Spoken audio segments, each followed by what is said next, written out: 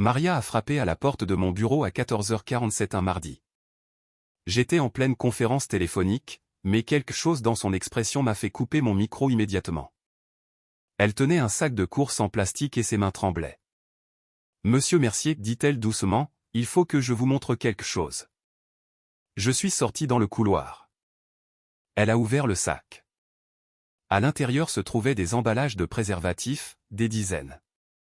Des emballages dorés déchirés, certains froissés, d'autres pliés. Je les ai fixés, mon cerveau refusant de traiter ce que je voyais. « Je les ai trouvés sous le lit, a dit Maria. Du côté de votre femme, coincés derrière le cache-sommier. Ils étaient cachés. » Ma bouche est devenue sèche. « Combien ? » J'ai compté. 47. Le couloir a semblé tanguer. Ma femme, Claire, et moi sommes mariés depuis 9 ans. Nous avons 2 enfants et nous n'utilisons plus de préservatifs depuis 2014. J'ai subi une vasectomie il y a 6 ans. La voix de Maria était douce. « Monsieur Mercier, il y a autre chose. » Elle a plongé la main dans le sac et en a sorti un reçu. Froissé. Daté d'il y a 3 semaines. Novotel, chambre 314, de nuit. Le même week-end où Claire avait dit être à une conférence professionnelle à Lyon. J'ai regardé Maria. « Où avez-vous trouvé ça ?» Dans la poche d'une veste dans son dressing. Je vérifiais s'il y avait du pressing à faire. Mes mains étaient engourdies. J'avais l'impression que quelqu'un avait garé un camion sur ma poitrine. « Je suis désolé, chuchota Maria. Je ne savais pas si je devais vous le dire, mais vous avez été gentil avec moi. Vous méritez de savoir. » Je suis resté là, dans mon propre couloir, tenant un sac de preuves que mon mariage était un mensonge. Et le pire, c'est que ce n'était que le début. Si vous voulez savoir ce que j'ai fait ensuite et ce que j'ai découvert en creusant, abonnez-vous, car ces 47 emballages m'ont mené à une vérité qui a détruit bien plus que mon mariage. Je m'appelle Thomas Mercier.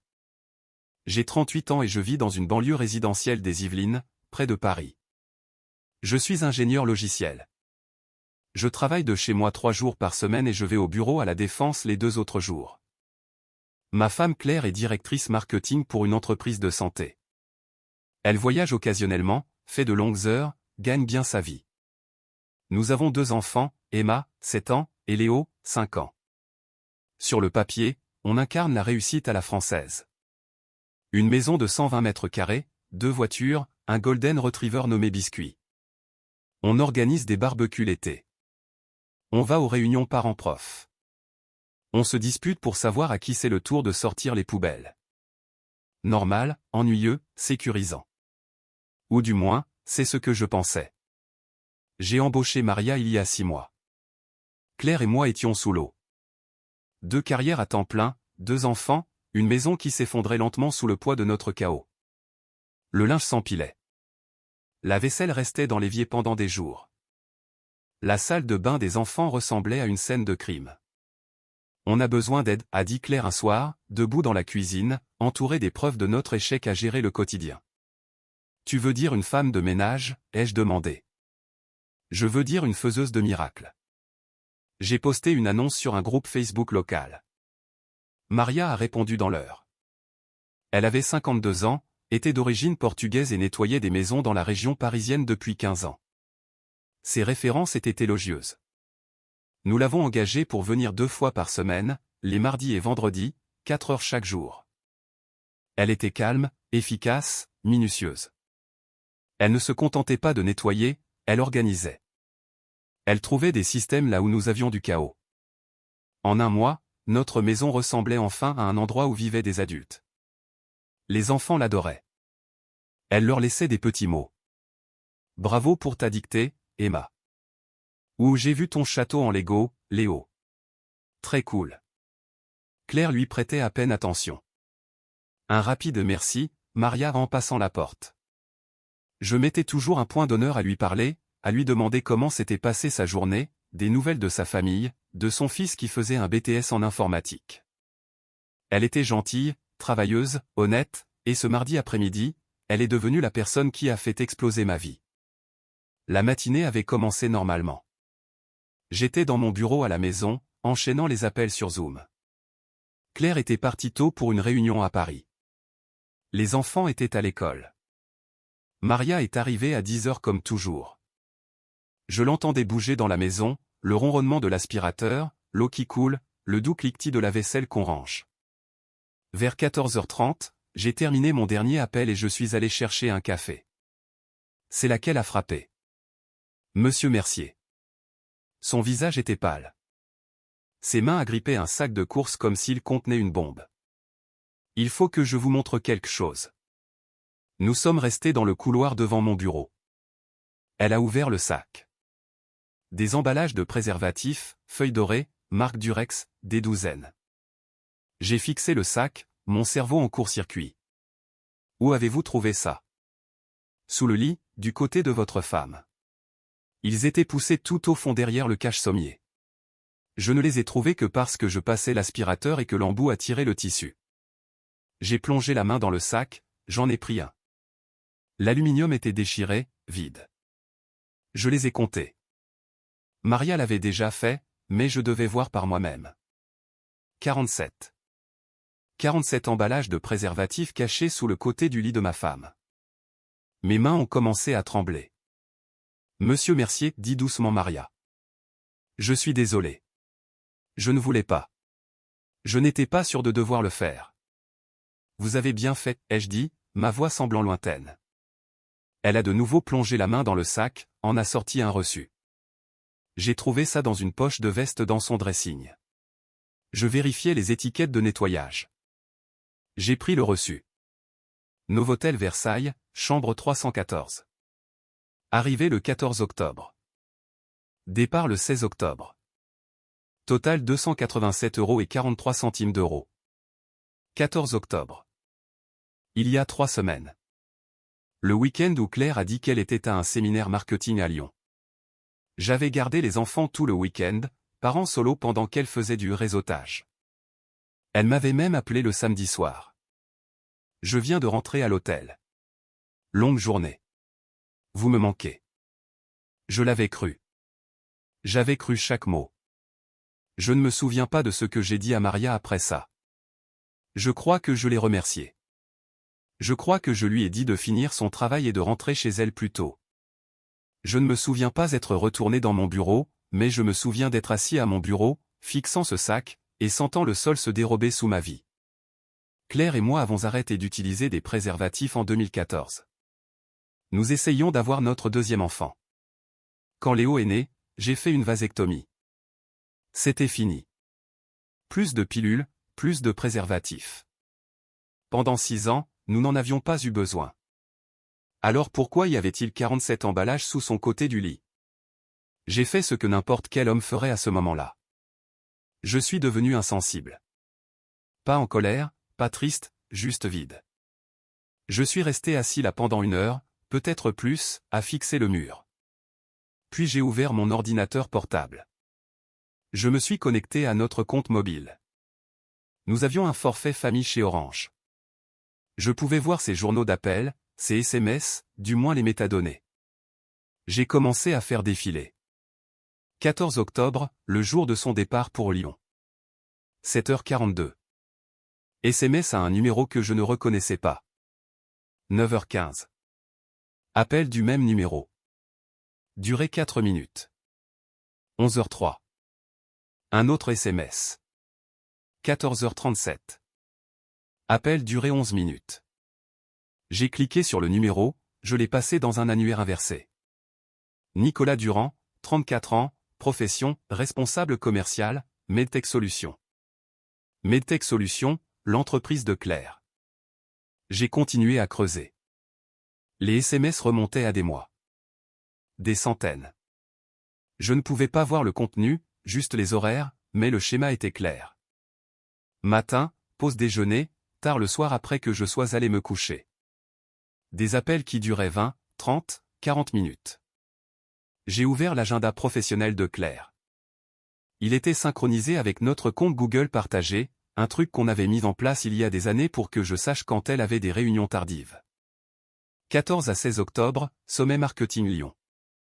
J'ai cherché sur Google. Il n'y avait aucun sommet marketing à Lyon ce week-end-là. J'ai vérifié ses relevés de carte bancaire. Nous avions des comptes séparés, mais j'avais une procuration sur le sien pour les urgences. 14 octobre, Novotel, 287,43 €.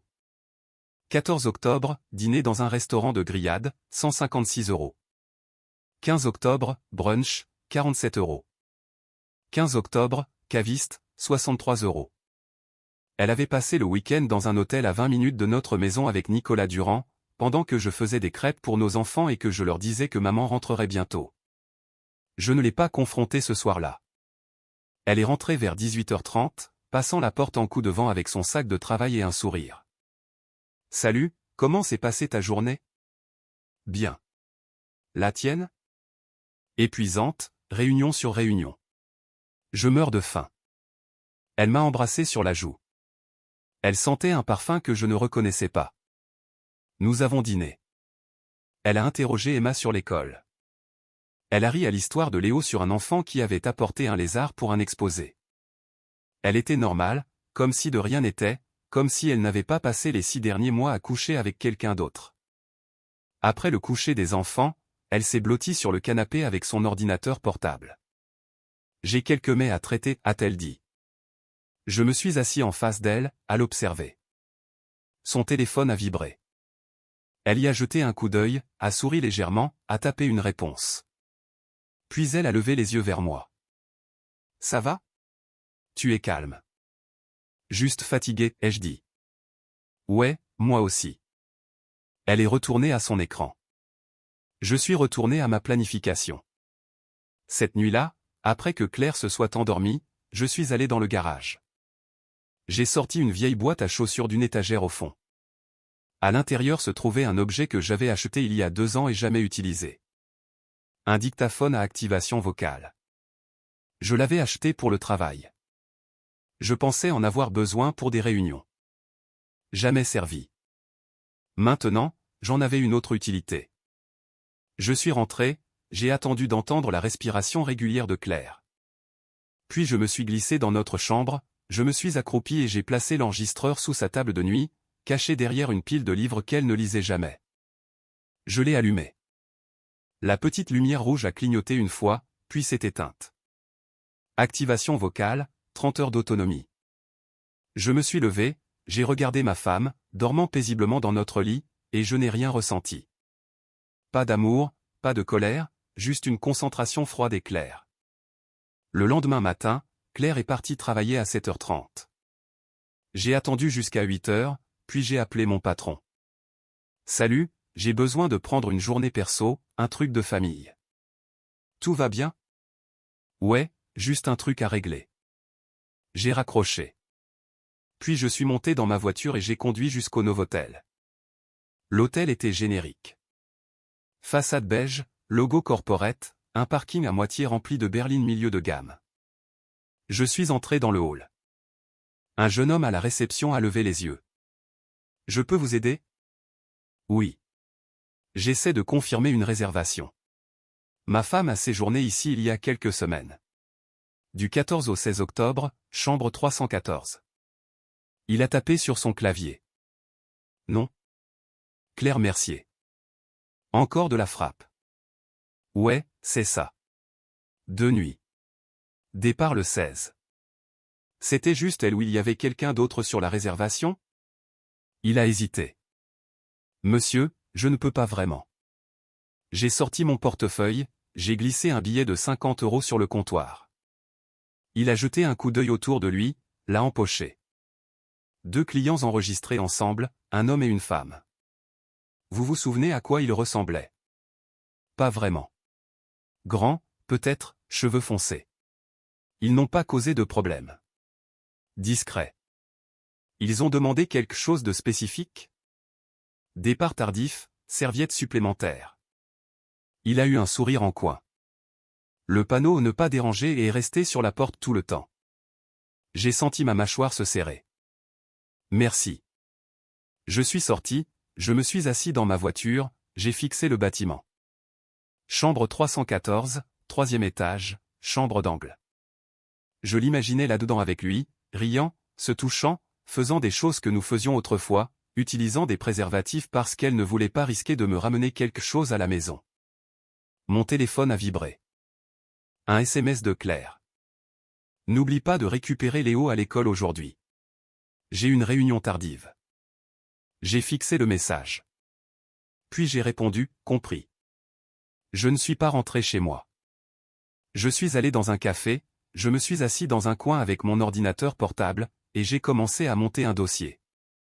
Relevé téléphonique, relevé bancaire, le reçu de l'hôtel, les emballages de préservatifs photographiés, catalogués, datés.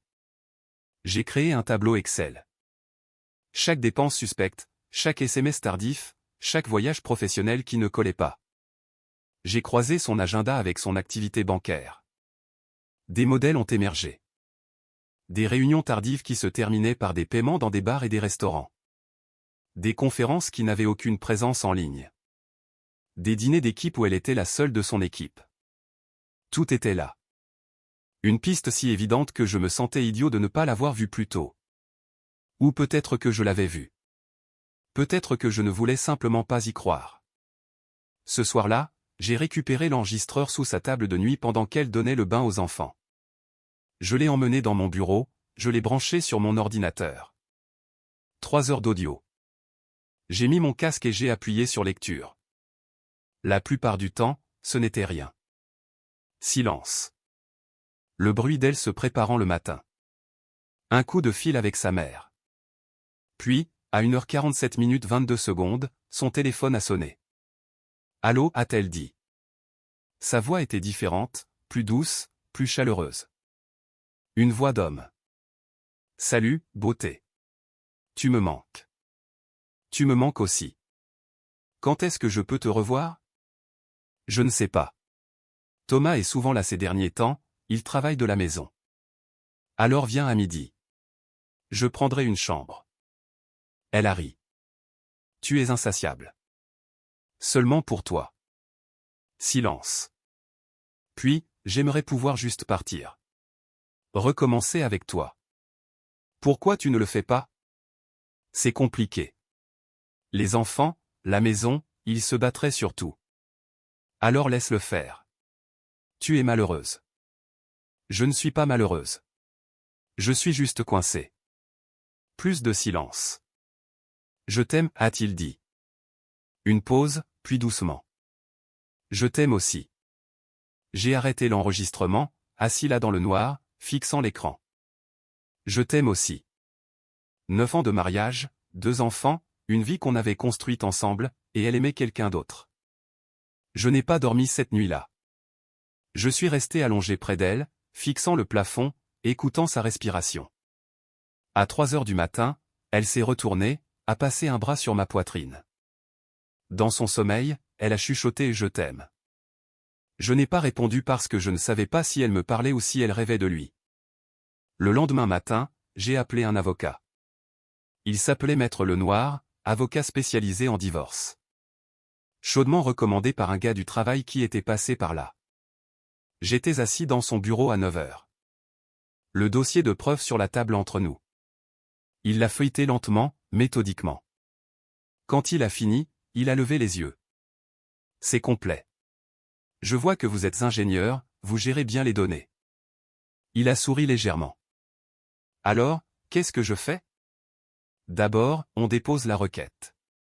L'adultère est une faute en France. Et vous avez des preuves. Ça aidera pour le partage des biens, et possiblement la garde. Je veux la garde, ai-je dit. Principale au moins. Avec ces preuves, vous avez un dossier solide, surtout si on peut montrer que sa liaison a affecté sa capacité à être mère. C'est le cas. Elle leur a menti, à nous tous. Il a hoché la tête. On documentera ça. Mais voilà le truc. Le divorce, c'est moche. Ça va empirer avant de s'améliorer. Vous êtes prêts pour ça? J'ai pensé aux emballages de préservatifs, au reçu de l'hôtel, à l'enregistrement. Je suis prêt. Je ne l'ai pas dit à Claire. Pas encore. Je suis rentré, j'ai joué avec les enfants, j'ai fait le dîner. Elle est rentrée tard encore une fois. Désolé, les bouchons étaient horribles. J'avais vérifié sa position sur l'appli localisée. Elle avait été dans un bar à 6 rue de son bureau pendant 2 heures. Pas de problème, ai-je dit. Il y a des restes dans le frigo. Elle m'a embrassé la joue. Tu es le meilleur. Je l'ai regardé monter les escaliers et je n'ai rien ressenti. Maître Lenoir a déposé les papiers un vendredi. Claire a reçu la signification par huissier à son bureau le lundi matin. Je n'étais pas là, mais j'en ai entendu parler plus tard. Elle m'a appelé à 10h47. C'est quoi ce bordel, Thomas? Salut, Claire. Tu demandes le divorce sans même me parler? On peut discuter maintenant. C'est de la folie. Pourquoi? Une mauvaise passe? Ce n'est pas une mauvaise passe. C'est une liaison. Silence. Je ne sais pas de quoi tu. Nicolas Durand. Novotel. 14 octobre. 47 emballages de préservatifs sous ton côté du lit. Encore le silence. Thomas, J'ai des enregistrements, Claire. J'ai des reçus. J'ai les relevés téléphoniques.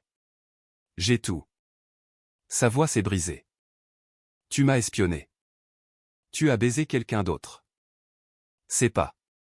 Ce n'était pas. Garde ça pour ton avocat.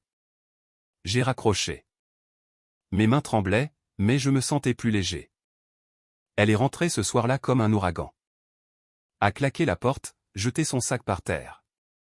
Il faut qu'on parle. Non, on n'a pas besoin. Thomas, s'il te plaît, laisse-moi expliquer. Il n'y a rien à expliquer. Tu m'as trompé. J'arrête tout.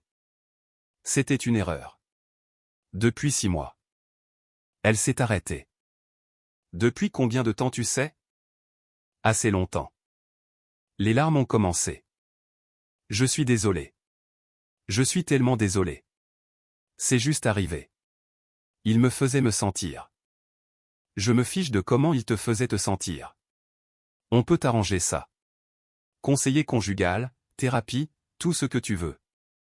Je l'ai regardé. Vraiment regardé. La femme que j'avais épousée, la mère de mes enfants, une étrangère. Je ne veux pas arranger ça, ai-je dit. Je veux que tu partes. Elle a déménagé 2 semaines plus tard dans un appartement en centre-ville, seule. Il s'avère que Nicolas n'était pas intéressé par la vie de famille. Quand elle lui a dit qu'elle divorçait, il a paniqué. Je ne pensais pas que tu le quitterais vraiment, a-t-il dit. Il a rompu. Elle m'a appelé en pleurant. Il m'a quitté. Bien, ai-je dit, et j'ai raccroché. Le divorce a pris 4 mois. J'ai eu la garde principale. Elle les a un week-end sur 2. J'ai gardé la maison. Elle a eu sa voiture et la moitié des économies. J'ai gardé ma dignité. Elle a eu le droit d'expliquer à nos enfants pourquoi maman ne vit plus avec nous. 1 an plus tard, je suis assis dans ma cuisine. Les enfants dorment à l'étage. Biscuits ronflent sur le canapé. Maria vient toujours 2 fois par semaine. Elle ne mentionne pas ce mardi après-midi. Moi non plus. Mais parfois, quand elle part, elle me serre l'épaule. Vous vous en sortez bien, monsieur Mercier. Merci, Maria. Je repense encore à ces 47 emballages parfois. Pas avec colère, pas avec tristesse, juste avec lucidité. Parce qu'ils m'ont appris quelque chose d'important. La vérité se fiche de vos sentiments. Elle n'attend pas que vous soyez prêt. Elle est, tout simplement. Et une fois que vous la voyez, vous ne pouvez plus l'ignorer.